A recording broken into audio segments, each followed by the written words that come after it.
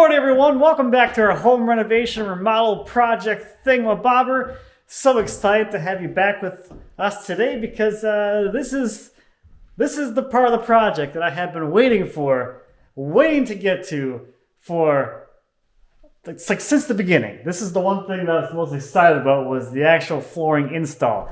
Wasn't excited about making the flooring, but this part here, this giant canvas of wood, is what gets me super excited. So the last few episodes of the series have been dedicated to getting the actual flooring to this state here and then getting this space to its ready to have flooring installed space or stage or whatever. So in the last episode we did a little bit of painting on the walls to get that kind of crossed off the list, and we did the sealant on the subfloor. This is the sealant that I applied to the subfloor that is going to be our moisture barrier. It actually dried to like a really nice, like almost waxy type film. So it does actually look like a pretty decent finish if you just wanted to leave the subfloor just like this. So with that sealer on the subfloor, I can apply the flooring directly to the subfloor.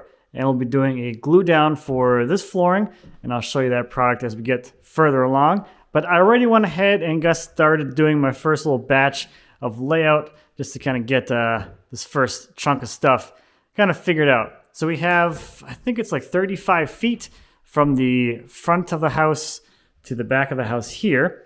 And there are 4 sort of individual rooms that are pseudo-separated and kind of separated. So back here is the sunroom. You can see we kind of have the like kind of L thing here.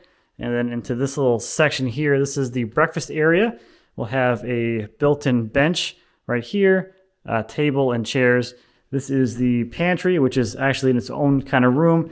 And then we come into here into the kitchen. So as I'm doing all of the kind of grain layout and selection, I'm really trying to keep in mind the overall flow of the room when there will be stuff actually in here and what's actually going to be seen and from what perspectives they'll be seen as well. And with that, there are sort of 2 categories of things that are going to be hidden, I guess. So there are things that are going to be completely hidden 100%, and there's the things that'll be hidden based off of furnishing. So back in here, presumably we're going to have couches and seating kind of lining this. So the outside here is less important, but it could still be shown depending on the furniture arrangement. As we come into the breakfast area, we can have both scenarios. Down on the floor here, I have outlined the extents of the actual breakfast bench, which will sit completely on top of the floor and obscure everything below that. And then out here, kind of in the middle, we have this area is going to be basically obstructed by the table sitting on top of it. So sort of a pseudo-visible area. Similar things over here. The cabinetry that's going to wrap along this wall and turn the corner, that is going to be sitting completely on the floor. The flooring underneath the cabinets will never be seen. Out here, we have our island, which has cabinetry on one side. You can see the line there. This is kind of a open seating area. So this area is visible, but obscured by the countertop. On this side over here, we have another cabinet, which will be obscuring the floor completely. And as I'm thinking about the layout, I'm thinking about these longer pathways where you will see the entire floor as you're walking through.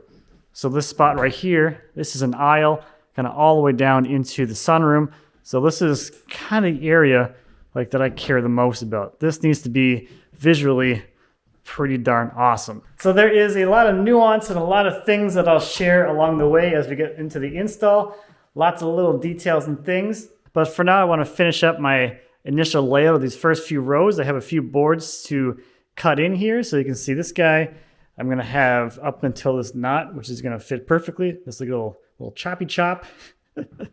And then down here, kind of a similar sort of thing. We have this board here, which I will cut the kind of grosser area off and use the more riffs on area down here as the part which will be visible.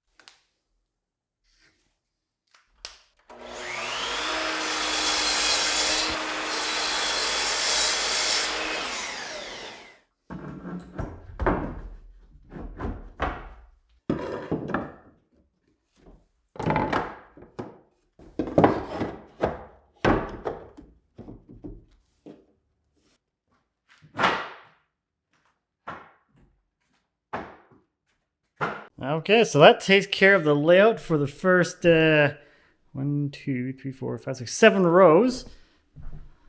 I'm really happy with this kind of look, and as you can see down here, the lines from my cabinetry, that's the inside of the toe kick. So anything past that line is going to be completely hidden. So I got these knots and some weird stuff, and I got 2 seams that match up. How'd you like that for a faux pas? That'll be completely hidden. So I'm going to scoot these out of the way and start getting set up for installing the first row. The most important one. Okay, I get everything cleared out of the way, and I can get ready to start on setting up for that first row. And as you can see, I'm starting from this side. I'm going to work on going on that direction. So you can start however you want. This is how I'm going because this is the longest run. It is also the most visible area, and that's what I want to do. You could start somewhere in the middle and lay in either direction if you wanted to. Besides the fact this is the most visible area, the only thing I really care about is that my flooring ends up parallel to this wall because I have a transition which will happen between this room and that room and this room and that room when these 2 door openings open up. So I want my flooring to actually end up, parallel to that and not at some kind of goofy angle so you can see that the boards are tapered as they're coming through that opening. So I could have started on that side. That would have made the most sense. But I'm going to start on this side and just make sure this is actually parallel to that side and at some distance that makes sense for the boards that I have. So on the floor, I've made a couple marks that are parallel to the wall behind me, and that is going to be where I start from. This point should shoot straight through here and leave me with my expansion gap against the staircase. There will be a riser on here, so I will have that filling the gap that I'm going to have between the flooring and the staircase. So my string should come right in through here. So I will set the string on the other line, and then I will move the other end of the string back and forth down there until the string passes directly over this point, and that'll be my straight line that I can use to set up all my blocks, which will be attached to the floor that I'll be able to nail my first course against.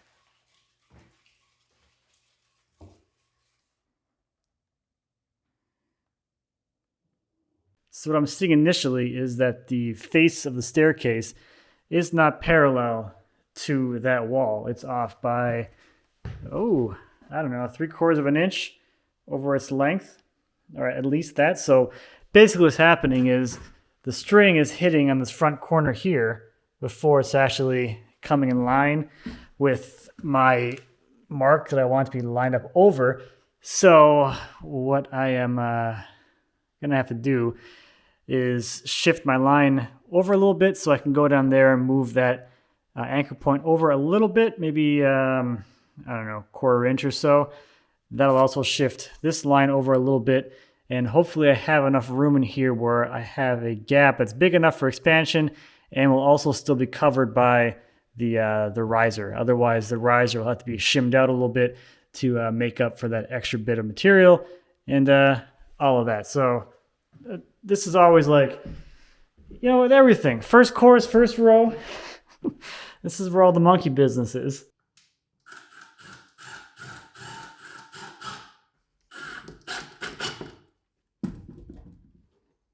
So this is actually looking pretty darn good. It seems like it's just the front of those steps that's the issue.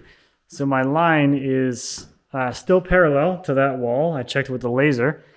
And to this wall, I'm a 1/16 of an inch out over this length, which could just be the sheetrock or the framing, because we have the original house behind here and then our new little piece here. And I am a 1/16 of an inch from the framing on this wall as well. So this line should leave me with a really nice clean transition where my flooring goes up into my baseboards with no noticeable angle or taper as that baseboard covers that piece of flooring. So this is that's the line. I'm going to set up my blocks now, and it just feels good to have this sort of figured out and checked off the list.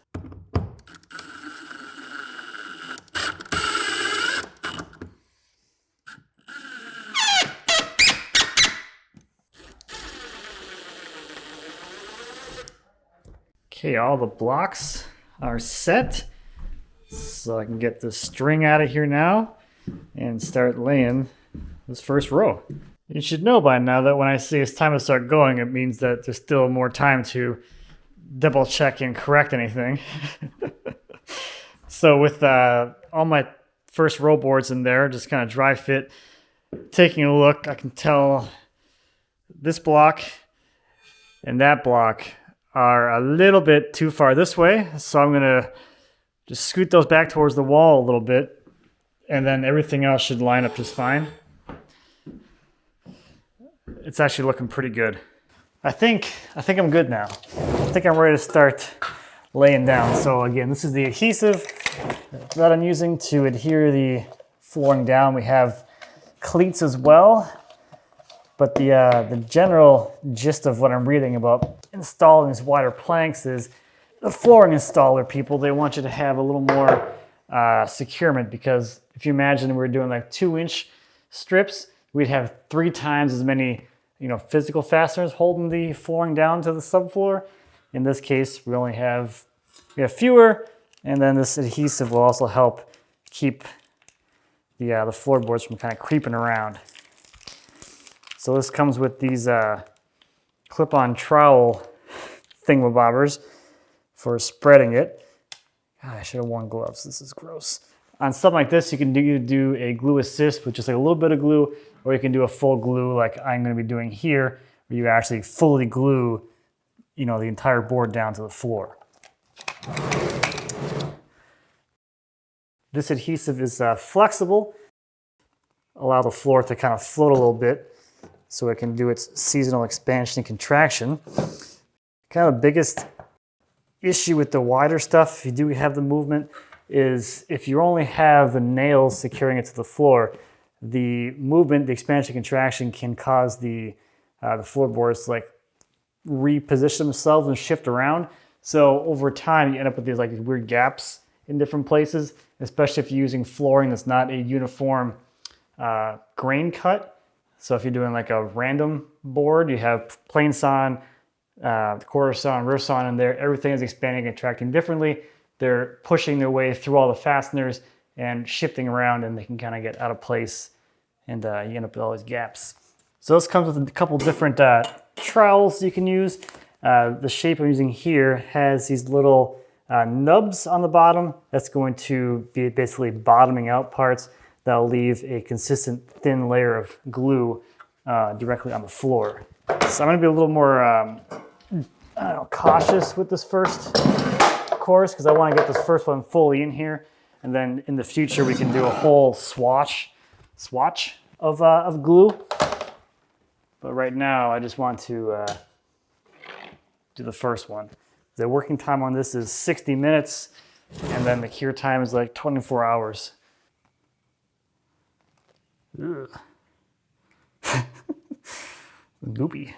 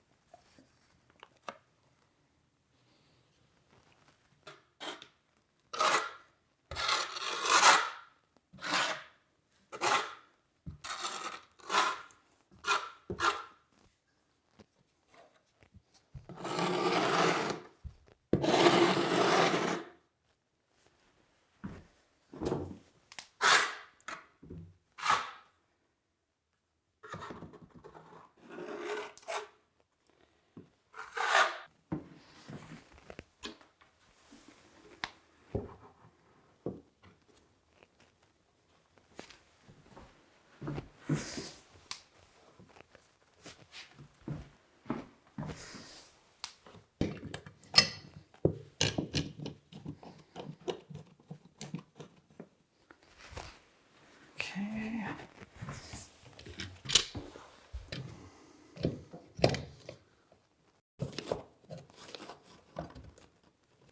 Let's see. I'm gonna go pretty light on the nails on this first course.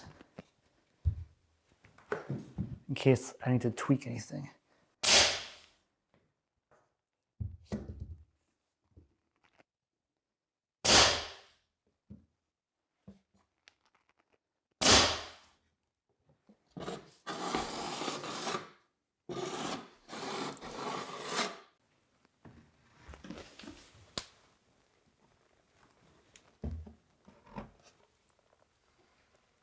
Oh, crap.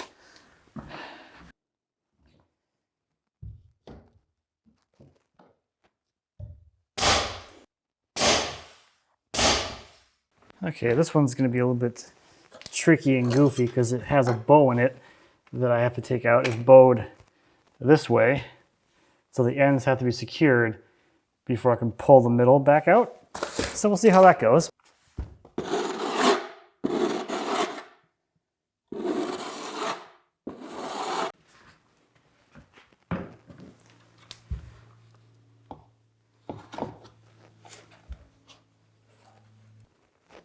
Oh my gosh, it's got some grab.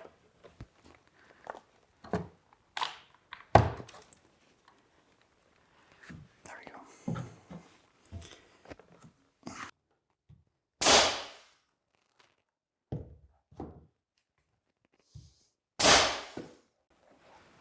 Okay. Yeah, look how curved it is. You can see the huge gap up here because it's curved. So we're gonna persuade it into straight. This goes here.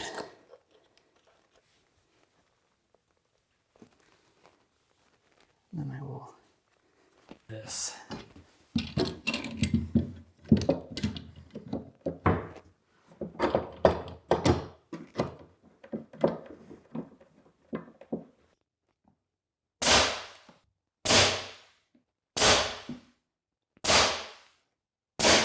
All right.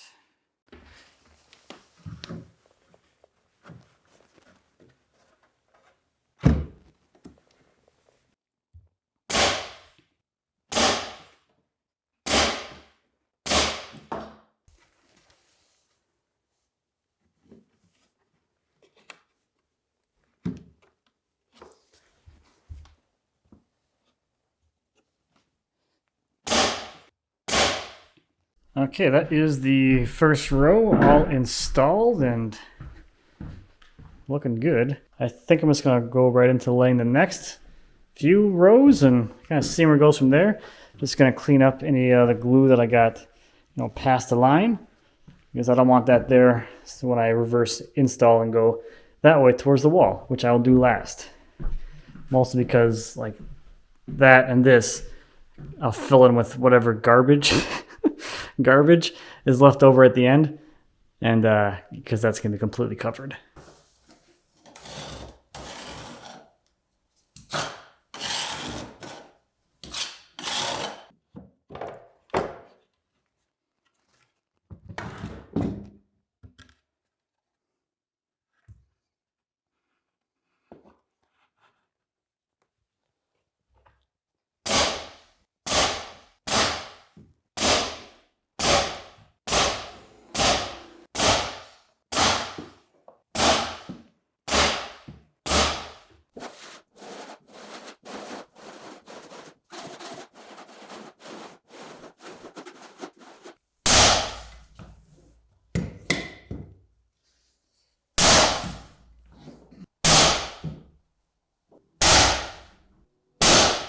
Okay, so I am done with one container of adhesive already, and I don't know if I just read something wrong somewhere or something. So I only bought 3 of these, which is going to be nowhere near enough.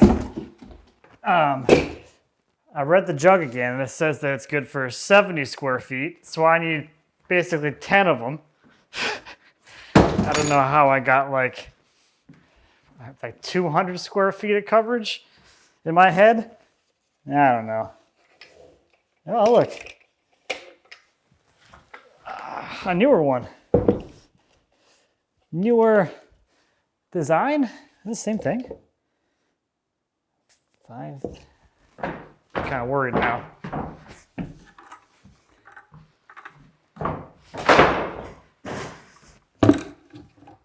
581. Okay, whatever. So I'm gonna have to order like a bunch more of these. I think that the first container was definitely like old because this is working a lot nicer. It's far more, I don't know, pliable, malleable. It's got a lower viscosity. This is a little bit easier to spread. Yeah, I think it's just, the other stuff was just old stock or something. Probably sitting on a shelf for too long.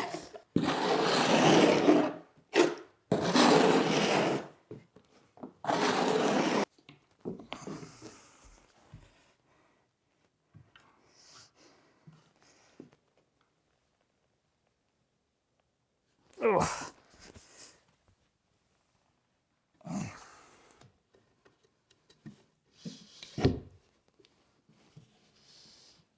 There we go. Very nice. Very nice.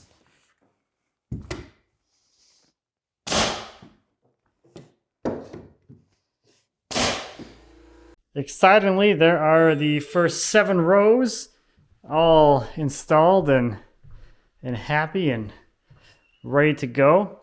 So I didn't do a great job with the adhesive on this last one here. I was trying to keep it away from the final line, but you can see I kind of creeped over and I tried cleaning it up down there. There's no way I'm able to clean this up well enough that I can leave this alone because I need to be done for the day pretty soon. So I'm gonna cut in and install row number 8 real quick and do a little better job of stopping the adhesive a little sooner.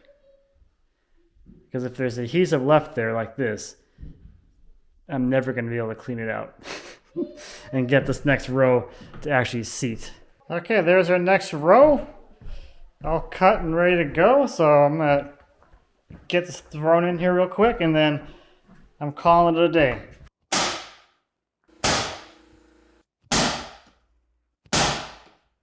Okay, that's it for today. That's 7 hours of install right there. I got a little bit of cleanup work to do with the excess adhesive there along the edge.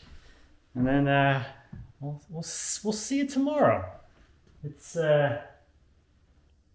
looking like a floor. It's a floor thing. Well, good morning. Check it out. It's still a floor.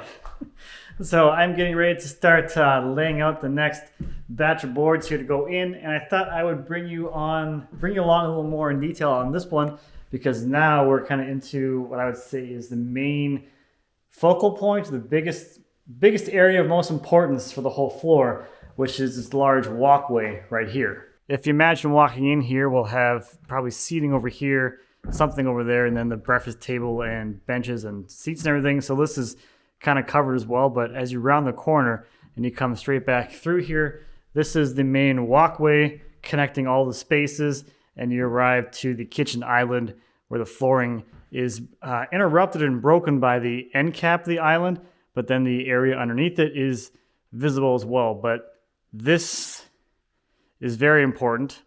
This, medium important. The actual cabinetry for the island, 0 importance. And then we have the little bit of aisle back here before we get to the kitchen sink. So I think this little zone would be a good one to kind of demonstrate the grain selection and wood picking selection process for this whole thing that I am actually super excited about. And I have been enjoying the most. Installing is not that much fun. I'm very sore today. But going through and making some kind of wood composure that looks cool is something that I really enjoy. And I have some passion for. So as a refresher, there is our sample board. The idea is to have a rift-sawn orientation to the white oak. So we have very straight grain and really no, I guess, not a whole lot of visual craziness happening. But because I am who I am, I'm taking this as sort of a base canvas and then adding some splashes of fun stuff, here and there. If you missed the video on selecting all the wood from the big stack of wood, definitely check it out. We talk about the different grain orientations and the grain patterns that are presented on the faces of the board based off the area of the tree that board came from. So you've probably already seen I have boards kind of spread throughout the whole space, and I do have more in the great room where they were all acclimating, but I have a good chunk of boards in here because I'm visual. I like to be able to see what I have. So I do have a few different widths. Again, these are the 5s. I have enough to do one full row of them or a couple of them in here if I need them. And then the 4s, I have the full length ones, which all these boards are 8'7" or 8'6" or so. They are rough sawn boards, so the log gets cut at least 6 inches long of the finished length. So these are supposed to be finished length of 8 feet. There's not a whole lot of checking or snipe that I'm cutting off, so most of my boards end up being a little over 8 feet, which is super nice. So we got 4-inch face boards. I got some short ones leaning up against the wall there.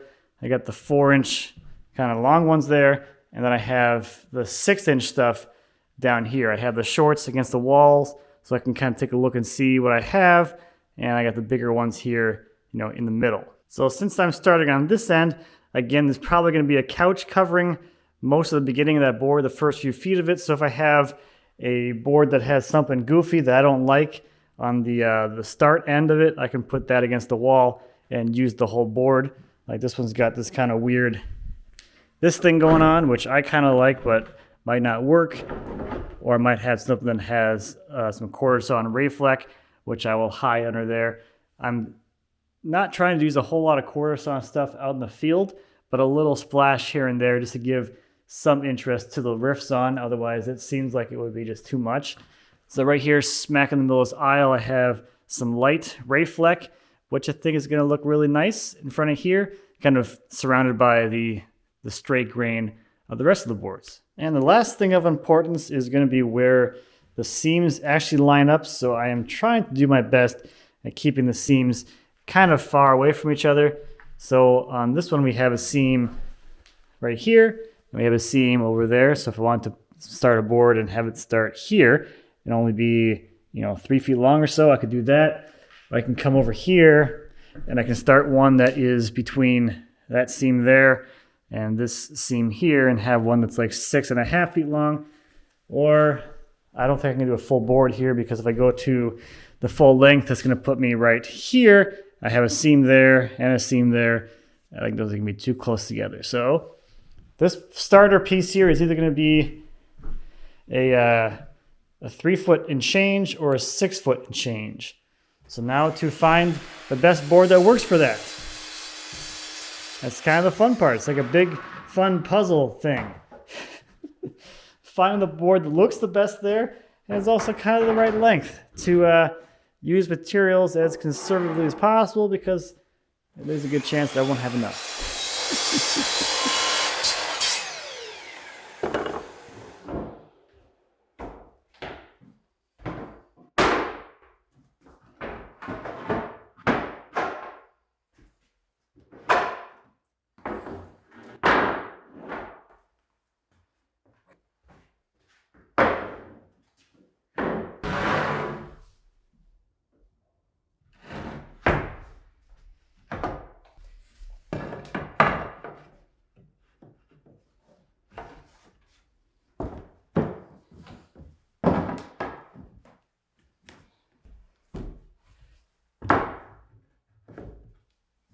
Here's how far I've gotten so far. I'm actually really enjoying this. This is quite a lot of fun.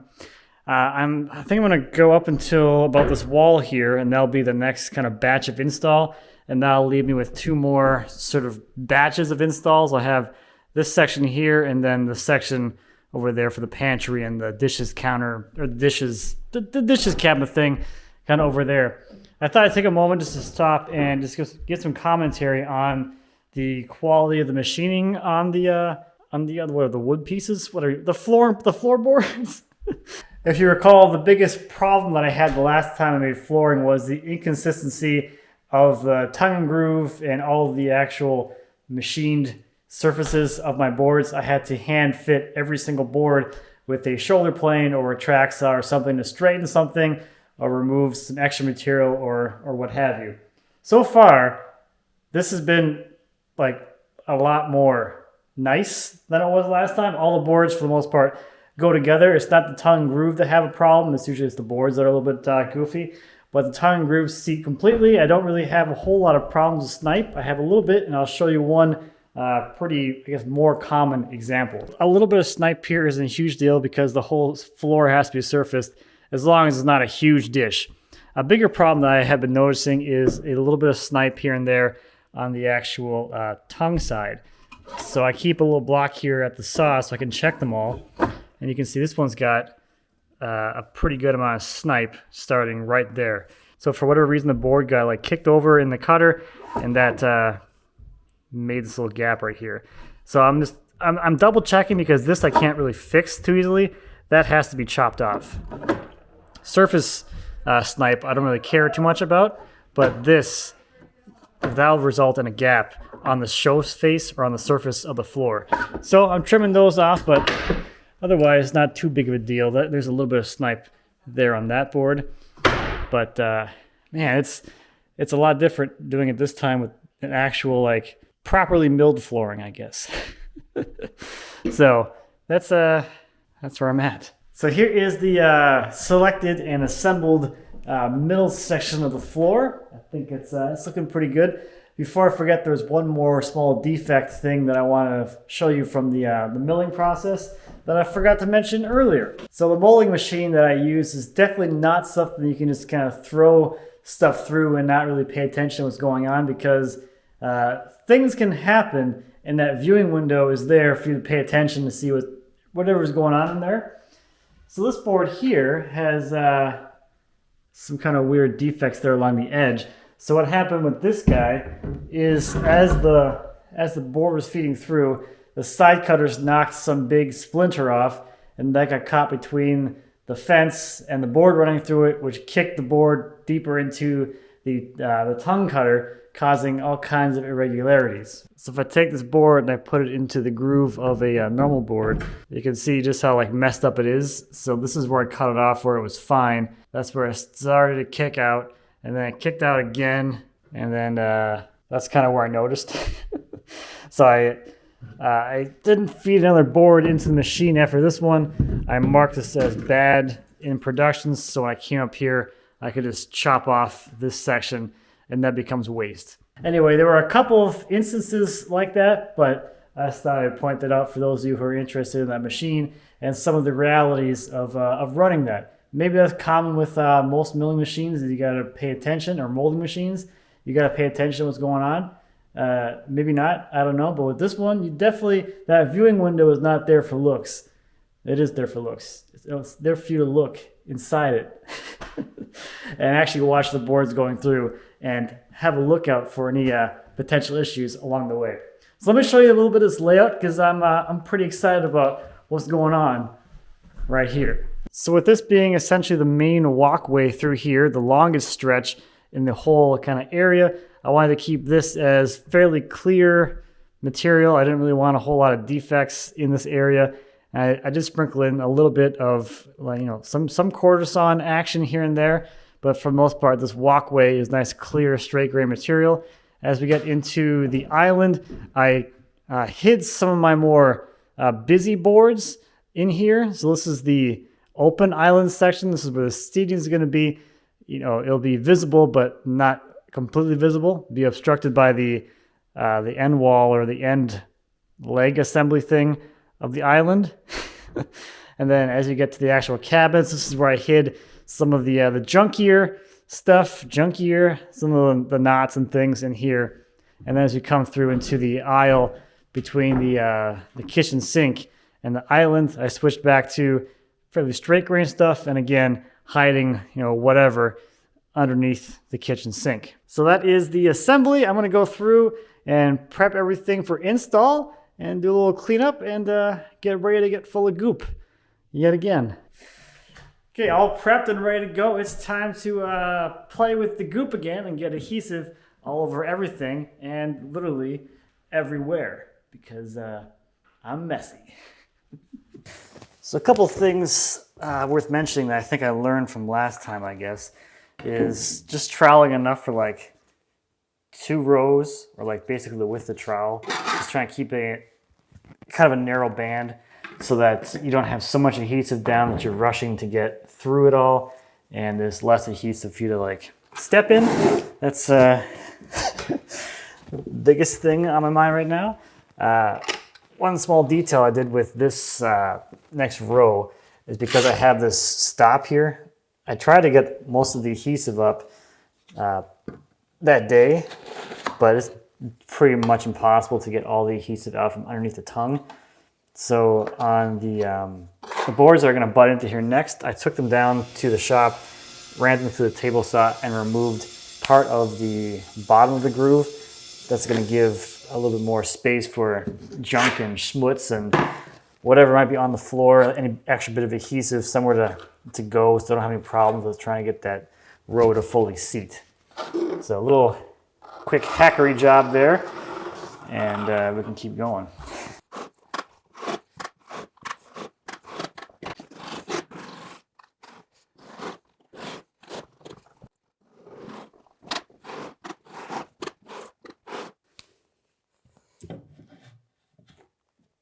Stay out of the goo.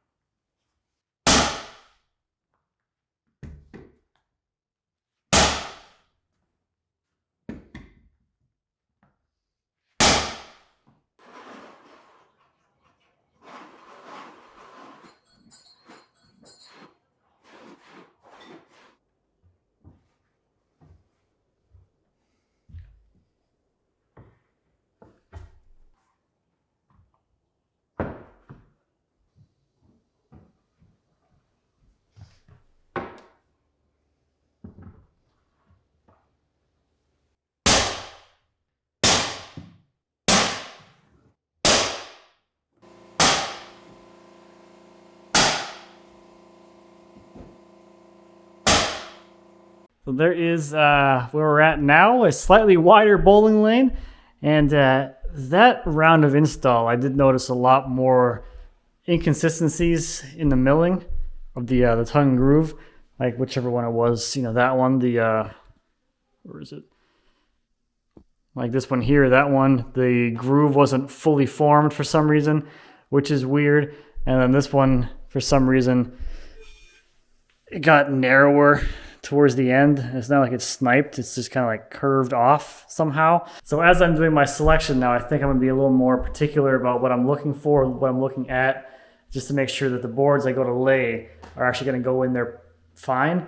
That's the biggest downside of the glue down, is that once that board's kind of in the goop, like it becomes a much bigger problem to then have to adjust it. So like on the one that had the not fully formed groove, if that was the case on a dry nail down, it'd be super easy to pull that board out. I could just take it to the shop and route a deeper groove and be done with it. But I had to quickly trim a tongue and then have all the sawdust everywhere. So there's that. So I have a few more things to kind of check as I'm doing this.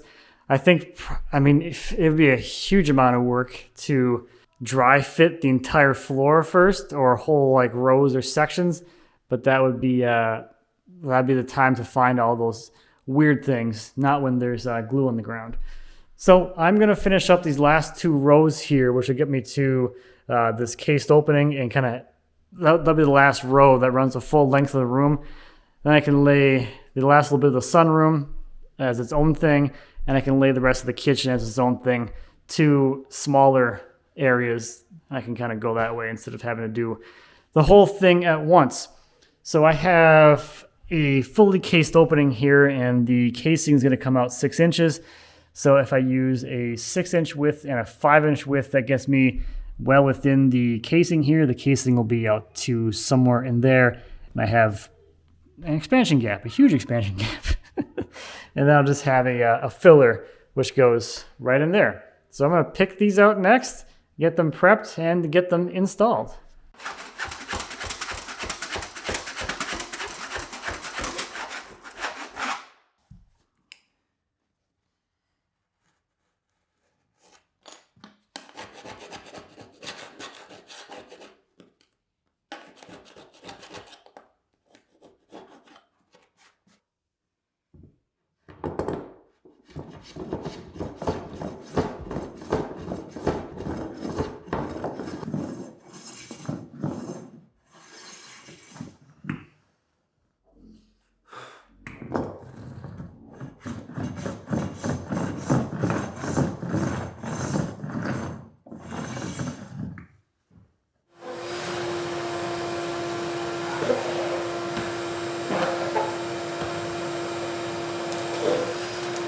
So maybe I got a little carried away, but I went ahead and laid out all the way to the pantry. So I think it'll be, this row here will end up perfectly right here on the hinge side of the door going straight in. I'll play around with that in a little bit, but this is all kind of set to go. I went around here and picked and selected all of this too, so that's ready to go. So I think we'll go ahead and get things set up, pull all these out of here, get them dominoed, and then I will lay the 2 remaining full-length rows. We'll put the filler between the 2 cased openings, and then I'll go ahead and lay all of the boards I have selected over by the entryway right now. And I think I'll leave the area by the pantry door off for now, because I want to make sure that layout actually works to go directly into the door opening.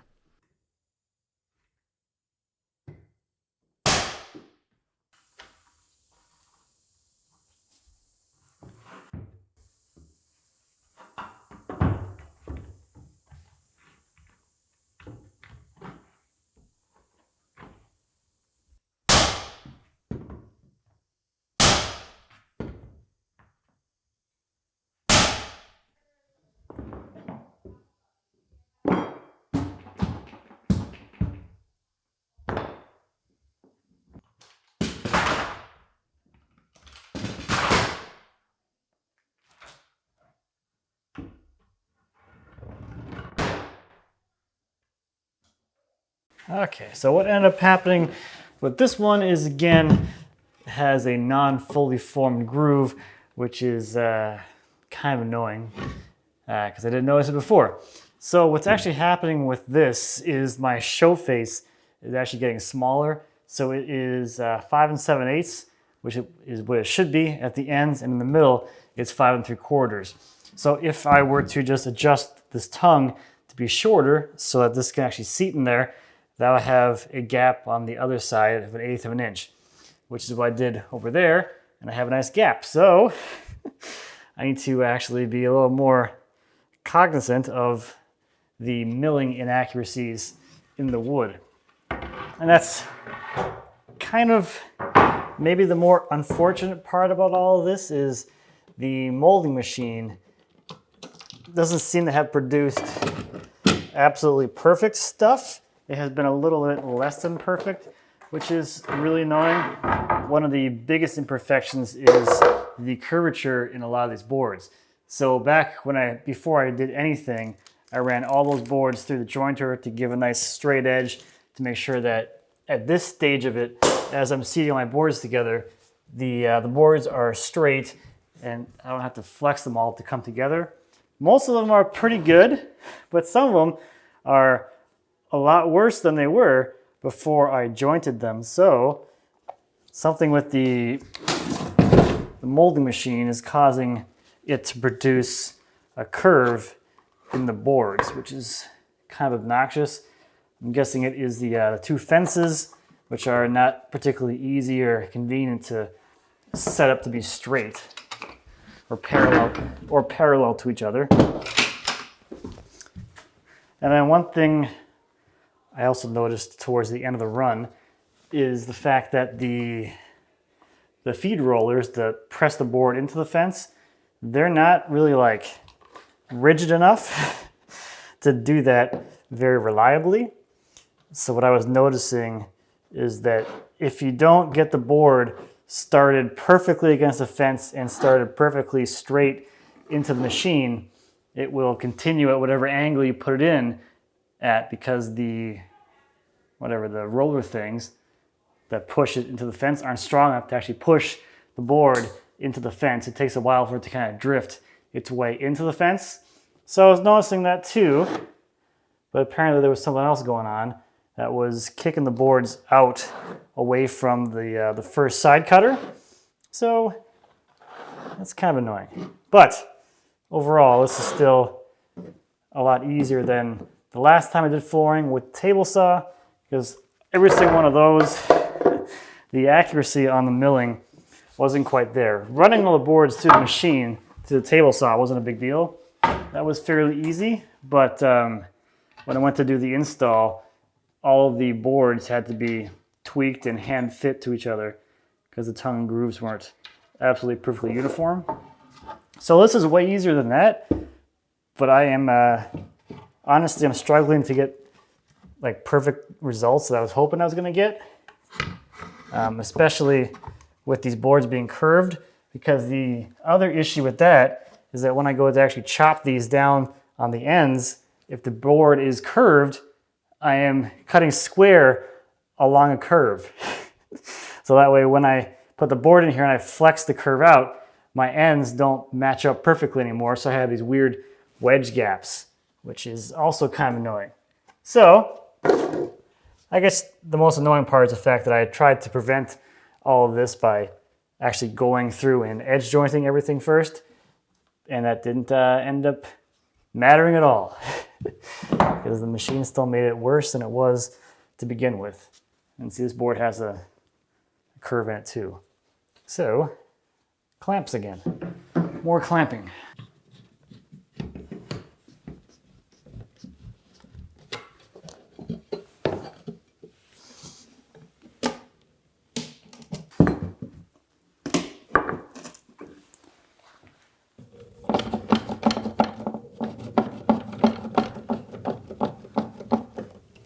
And you can see this little piece here, it actually is cut too narrow for some reason.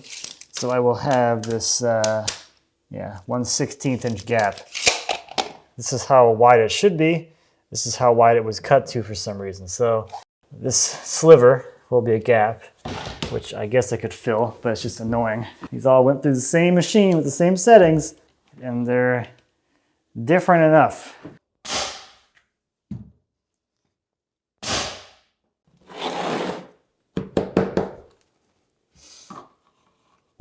Okay, so I know this one has an inconsistency in it because I already saw it. It has a little hump here. It's the same width though.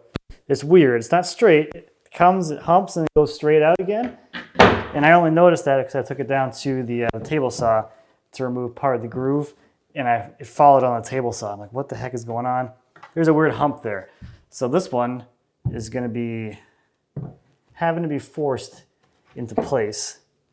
Yeah, you can see it's touching here in the middle, and the two outsides are like, whoop. So another one that's not anywhere near straight.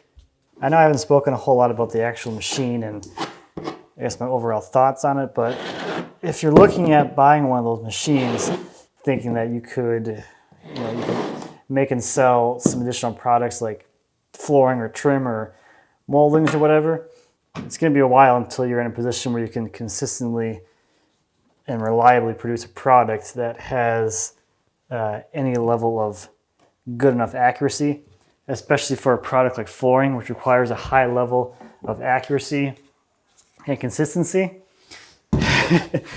I would not be able to sell this. No real installer would accept this product, and I'm for sure I would see this whole stack return. Okay, I quickly added these 3 rows here in the front area. Half of these went without any problem, didn't need any clamping, and then this last row is not behaving too well, so all the clamps are on there for this. This worked out almost perfectly, so I really was worried about this intersection here where my rows go into the doorway. I'm gonna have to notch the next board maybe just a little bit around the corner here, but otherwise I think the lines are gonna line up really nicely with the V-groove paneling up on the wall. We'll have that baseboard which will kind of break things up a little bit, but then we'll have the vertical lines from the V paneling kind of going up from there. So I was thinking if I was going to be really far off, like if I was back here somewhere, what I would do is actually make some new pieces of flooring that would make up the width to shift this area a little wider. Wouldn't be too noticeable because we're only adding a little bit to each board, but that would shift that seam over into the right place or the other way or whatever you want to do. But I don't have to worry about that now, so I'm going to just kind of rearrange things, get things cleaned up, move my chop station to the other side of the room, and start laying out the rest of the floor. Not too much more to go, which is nice. Okay, here is the next layout. The pathway here into the pantry and kind of getting this area prepped and ready to go for the rest of its stuff. That's all under cabinets and everything, doesn't really matter. And then I have a few more rows back here. You got 4 more rows. We'll need to make a filler piece here, and then a 4-inch piece will kind of straddle that vent. So that's gonna work out pretty well. So while I'm getting this next set of boards ready, we haven't talked about end matching yet, so I thought I'd run through that real quick. And the idea there is to put tongue groove onto the end of the board as well, so you have alignment there as well as along the sides.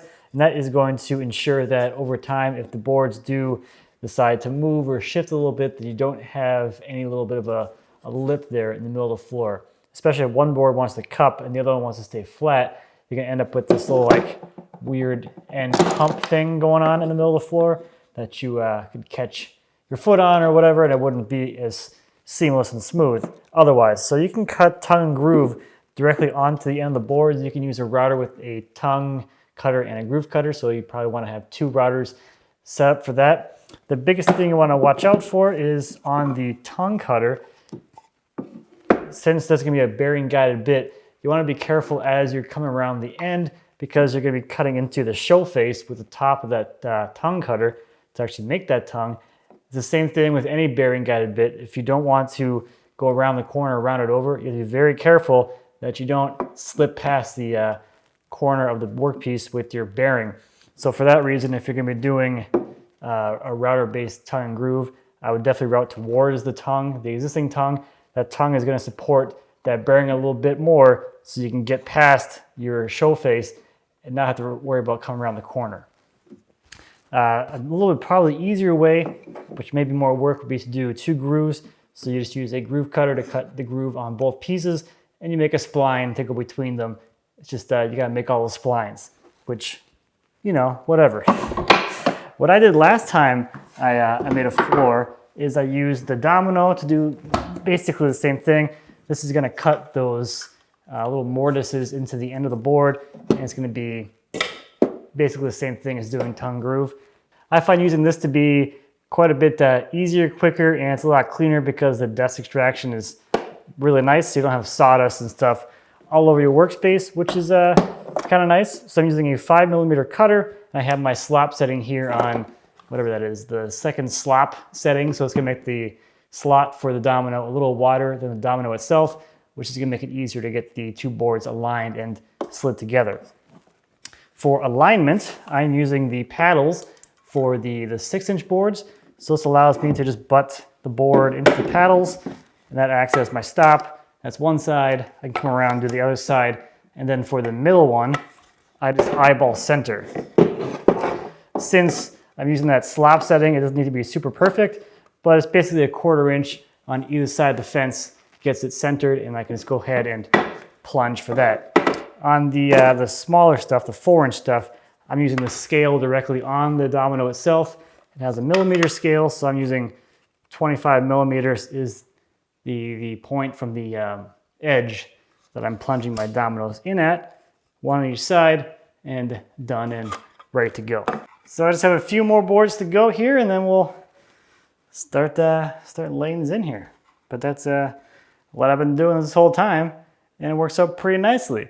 I have been just kind of rounding over the ends of the dominoes a little bit to help to get them started together. Otherwise, if your boards aren't perfectly aligned on the floor, the dominoes will crash into the end of the board and not go into their homes. That does help quite a bit.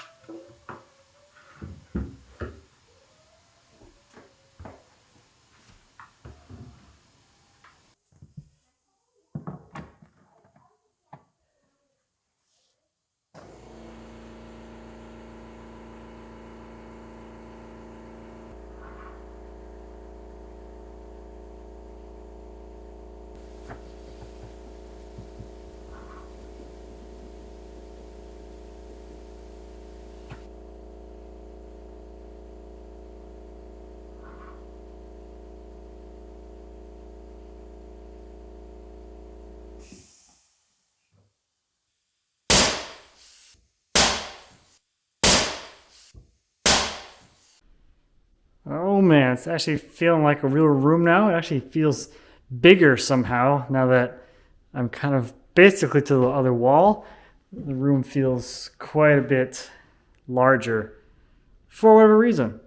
So a little more to go and then we are almost done. So we covered a lot of ground already, and this is where I'm going to end this video. We will finish up with the install next time, get rid of all of those little trim pieces, the border pieces around the outsides, sand and finish, and get this thing completely done. But the field's looking pretty darn good, and I'm pretty happy with the look of the room now. It's looking like a real room finally, which is super exciting. So thank you as always for watching. I greatly appreciate it. If you have any questions or comments about the floor, anything in the home renovation remodel, whatever we're calling a thing, anything back in the shop, please feel free to leave me a comment. As always, I'll be happy to answer any questions you might have. And until next time, happy woodworking.